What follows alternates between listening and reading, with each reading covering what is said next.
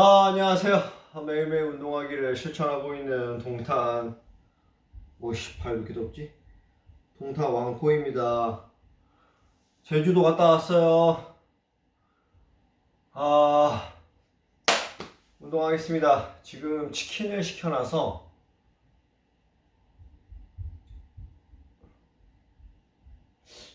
집이 또 정전이 한번 났었었나?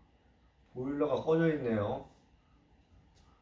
2박 3일 만에 돌아왔습니다. 와, 진짜 제주도의 공기와 이 서울 김포공항에 내려서 느끼는 그 공기 차이는 하늘과 땅 차이예요.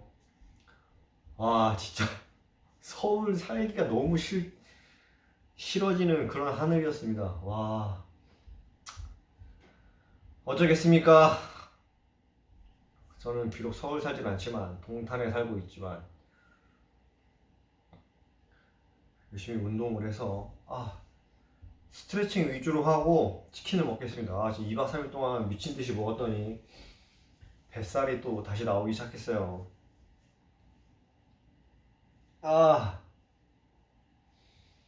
이제 왠지 제주도 못 갈 것 같아요. 여름 전까지 계속 확진자 늘어나서 내가 마지막이지 않을까 그런 생각을 해봅니다. 일단은 CNN of interest. We have a real interest in making sure that the whole world is vaccinated as fast as possible. And I think that, in the US, I think President Biden is beginning to see that, which is one of the reasons he's really weighing up this patent, this intellectual property issue. Yes, and maybe there will be some answers on that here in the not too distant future. Nick, thank you. This is a huge problem. Thank you for talking with us about it. Thank you. So developing this morning, a new FDA report has found what, quite frankly, sounds like deplorable conditions at a Baltimore manufacturing facility that mistakenly ruined millions and millions of Johnson & Johnson vaccine doses. We're talking peeling paint, unsealed bags of medical waste, among other questionable sanitary things. Vaccine production there remains on hold until these potential quality issues are addressed. CNN's Jacqueline Howard joins us now. So Jacqueline, the FDA report was just jaw-dropping. What else was in there? It was jaw-dropping, excuse me. Now, what else was in the report? Here's what stood out to me. The report really identified procedures to prevent cross-contamination not being followed. The report also says that there was inadequate quality control, lack of employee training, and, as you mentioned, John, unsanitary building conditions, that peeling paint that you mentioned, and there was some residue on walls and some unclean surfaces. Now, the manufacturing company Emergent has put out a statement in response to this. The statement says that it's, quote, committed to working with the FDA and Johnson & Johnson to quickly resolve the issues identified. Johnson & Johnson also put out a statement.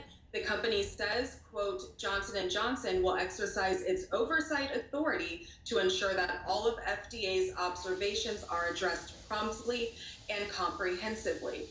Now, John, previously Johnson & Johnson has said that the fact that these quality issues were identified shows the system working, and it's important to note that no COVID-19 vaccine manufactured at this plant has been distributed in the United States. Jacqueline Howard, thank you for that. I have to say, it's gross, and then you have to remember it being around a vaccine that millions of people are intended on getting. It really is of concern there. So remember this, House Speaker Nancy Pelosi tearing up Donald Trump's final State of the Union address. Hear the backstory. Details I promise you didn't know from that remarkable moment next.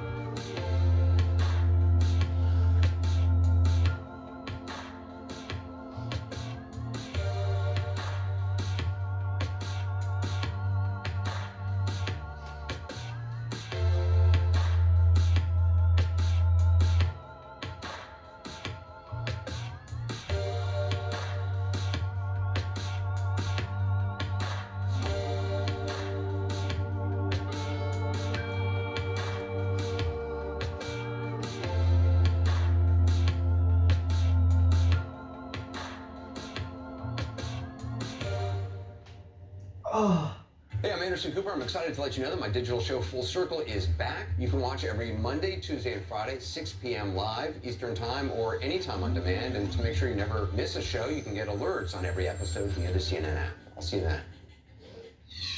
I'm Selena Wang in Hong Kong, and this is CNN.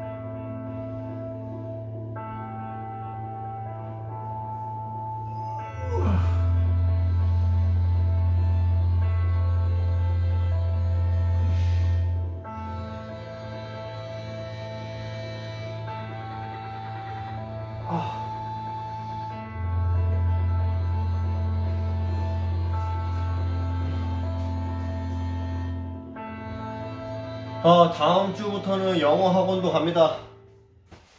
코로나고 뭐고 저는 영어 학원을 가야겠어요.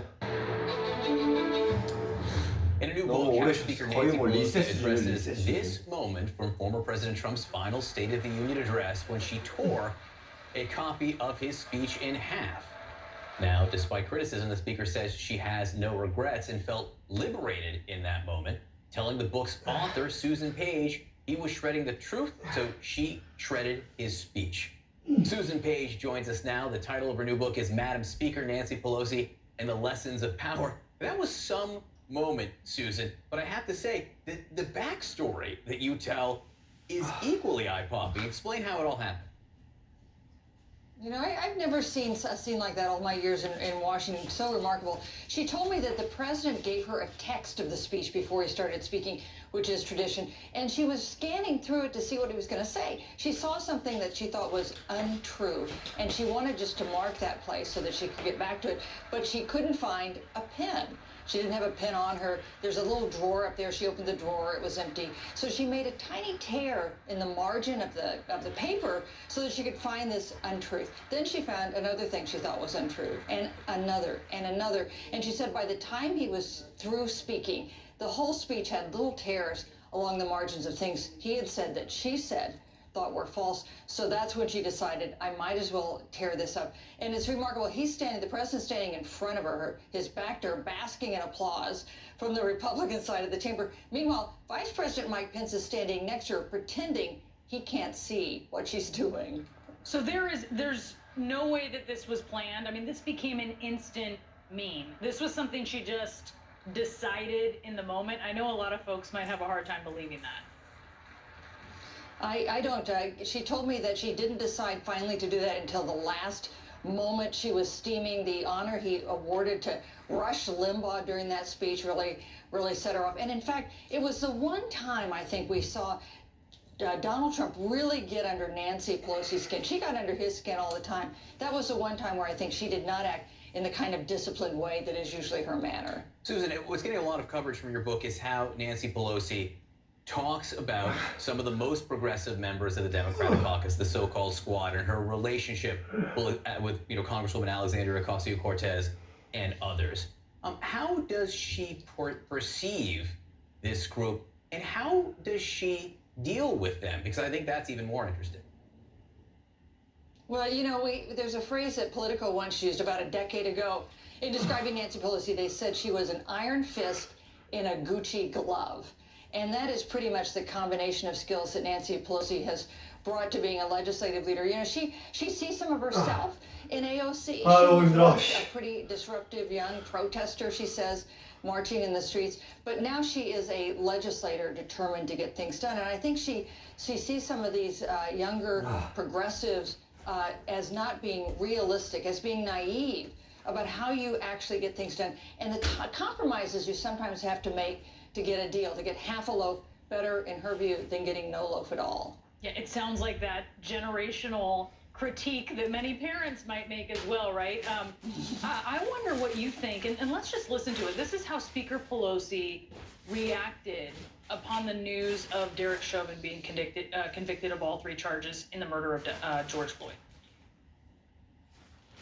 Thank you, George Floyd, for sacrificing your life for justice, for being there to call out to your mom.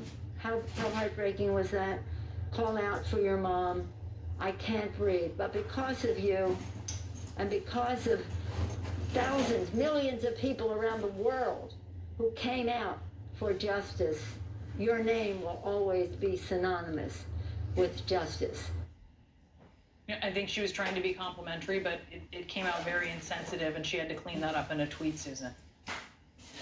Yeah, she wanted to revise and extend her remarks after that. You know, the fact is that was remarkably tone-deaf a comment for her to make. The fact is, Nancy Pelosi has never been particularly good at the talking out loud part of politics, at the outside game of politics, of making a big speech or being on the Sunday morning shows. What she has excelled at is the inside game of politics. And in fact, I would argue that we haven't seen anyone since Sam Rayburn and LBJ who has been as good at the inside game of politics, as consequential as a congressional leader as Nancy Pelosi has been.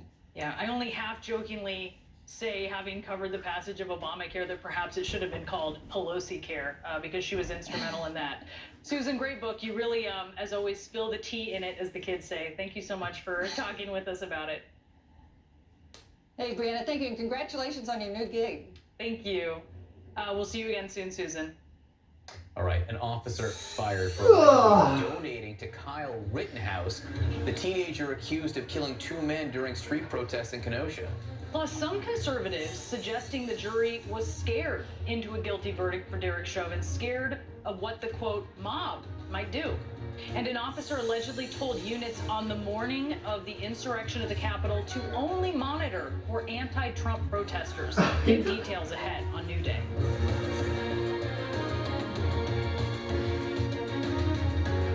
World as compelling, inclusive, and original.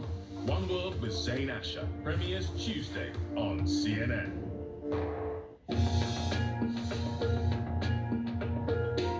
This 21st century looks like the rise of China, the competition it means for the US, and the huge spillover effects it has on the rest of the world. At least in Spain, we're very clear. Our foreign policy is one of interests anchored in values. And it's not going to be 5개만 더 끝내겠습니다. and it is not easy to navigate 치킨 먹어야지. because it's true that we have relations with countries where we don't necessarily see eye to eye on values, and this is the case with China. We will never be able to address climate change, reduction of emissions, decarbonization of our economies. We will never be able to protect